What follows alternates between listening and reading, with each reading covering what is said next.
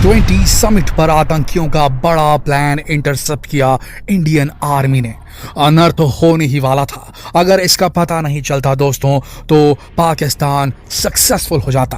पाकिस्तानी संगठन, आतंकवादी संगठन जो कि पाकिस्तान के हाथ से निकल चुके हैं, वो सक्सेसफुल हो जाते पूरी दुनिया को ये बताने में कि कश्मीर शांत नहीं है, यहाँ टूरिज्म नहीं हो सकता, ये बताने में कामयाब हो जाते ये आतंकवादी संगठन। इंडियन आर्मी को मिली है एक बड़ी सफलता।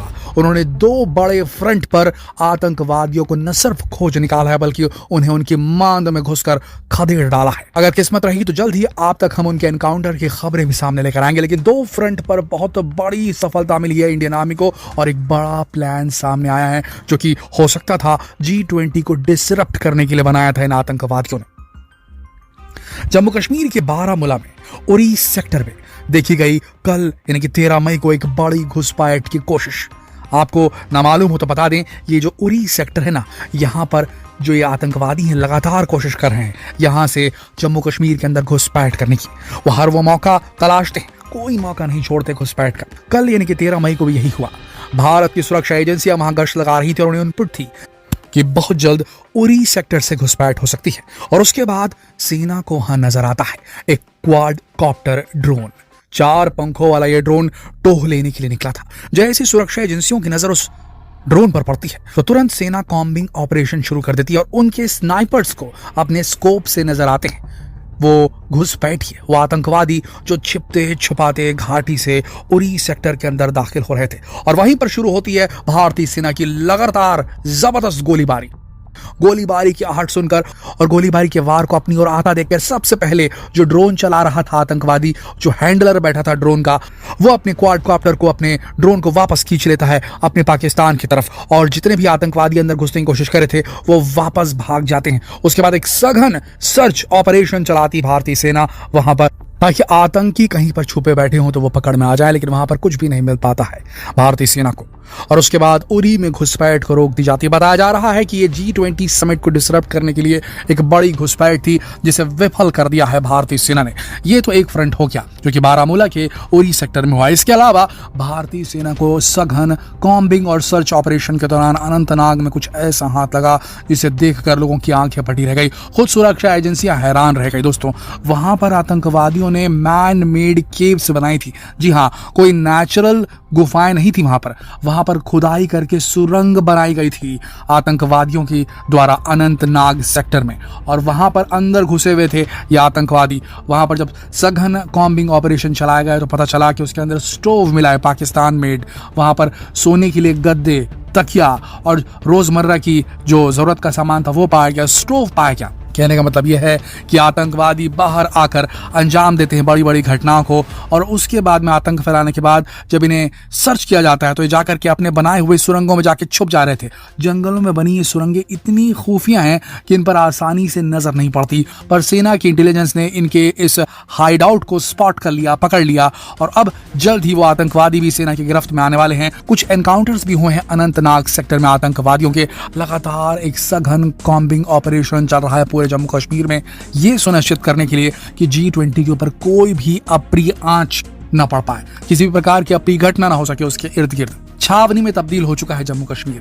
सबसे बड़ी बात दोस्तों, जिस प्रकार से ये आतंकवादी चूहों की तरह बिल खोद कर घुसे हुए हैं जम्मू कश्मीर के जंगलों में, चाहे वो अनंतनाग हो, चाहे वो त्राल हो, चाहे पुंछ हो, चाहे वो रजौरी सेक्टर हो, जिस प्रकार से ये लोग छुपे हुए हैं, इन्हें खोज कर निकालना बेहद जरूरी है। यही है वो स्लीपर सेल्स जो आम जनता के बीच नहीं रहते, ये इन बिलों में जाकर घुस जाते हैं, छिप जाते हैं, जिसकी वजह से ये सिक्योरिटी फोर्सेस की नजर में नहीं आते।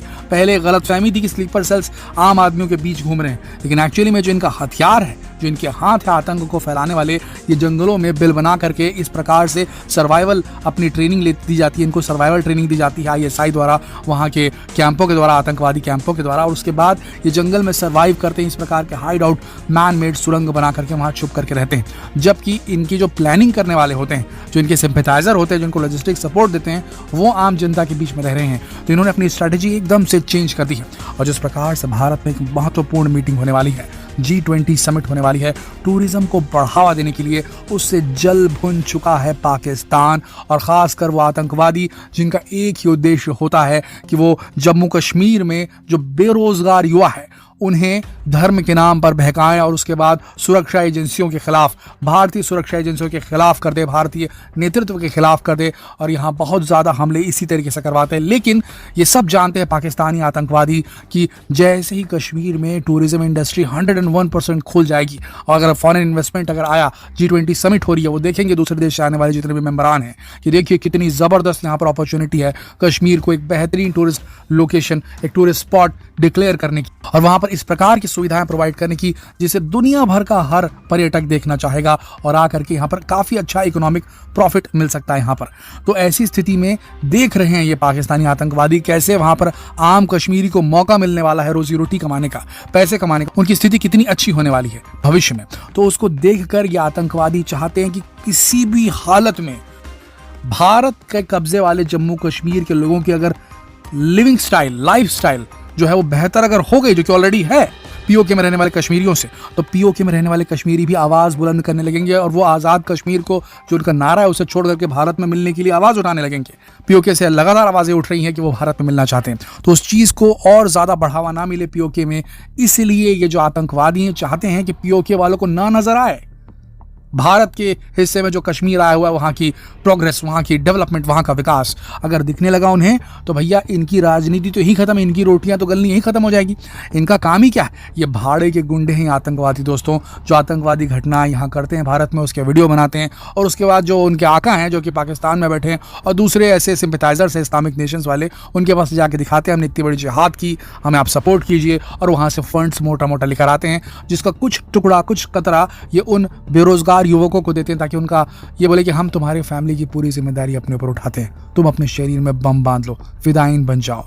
छोटी मोटी रकम दे देते हैं इनको और उनकी जिंदगी खरीद लेते हैं और खुद आलीशान बंगलों में रहते हैं। इनके बच्चे फॉरेन में पढ़ते हैं दोस्तों, और ये जो बेचारे कश्मीरी हैं जिन्हें बरगलाते हैं वो अपनी ज़िंदगी यूं ही गंवा देते हैं। उनके परिवार को लगातार एक गद्दार होने का तमगा मिल जाता है। तो ये बहुत बड़ा ऑपरेशन चल रहा है कश्मीर के अंदर भारतीय फोर्सेस के द्वारा, और जल्द ही हम ये खबर सुनेंगे कि फ्लश आउट कर दिया गया है आतंकवाद को पूरी तरीके से, क्योंकि इन आतंकवादियों की जो टैक्टिक्स थी उनकी टैक्टिक्स पर से पर्दा उठ चुका है। कैसे ऑपरेशन को अंजाम देने, किस प्रकार से घुसपैठ करते हैं, अब इनकी सारी घुसपैठें लगभग 99% रोकी जा रही हैं और इनके हाइडआउट्स को बस्ट किया जा रहा है।